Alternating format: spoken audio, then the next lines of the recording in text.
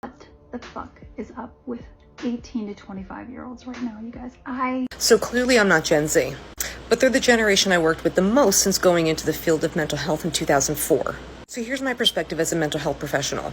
1. Gen Z is the first generation in a long time to grow up truly feeling like they're not safe. They're the first generation that couldn't escape bullying. Unlike previous generations, Gen Z came home from school and still had to deal with texts, tweets, DMs, snaps, all this intrusive messaging that didn't stop. They were exposed to 9/11 as kids. They grew up constantly hearing about mass violence at schools, concerts, clubs, malls. They witnessed politicians choosing money over their safety. Many of them started early adulthood at the beginning of a pandemic, where they watched vulnerable groups of people such as the elderly, disabled, immunocompromised, and the BIPOC community lose their lives in larger numbers because a worldwide pandemic was politicized. Gen Z witnessed many Americans, some of which were their own parents, fight for their right to endanger the lives of other people because a mask and a safe vaccine were just too much. And before even hitting adulthood, Gen Z is either experiencing themselves or watching people that they love have their basic human rights stripped away. All because another person's religion doesn't approve of their existence. Gen Z is the first generation to have incurred this much debt with little to no way out of it.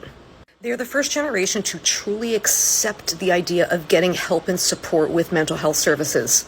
And as a result, when they're able to express themselves in healthier and more positive ways, the older generations are calling them crybabies and too emotional. And when Gen Z expresses frustration, anger, sadness at what they are seeing going on around them, they are being told they are entitled and lazy.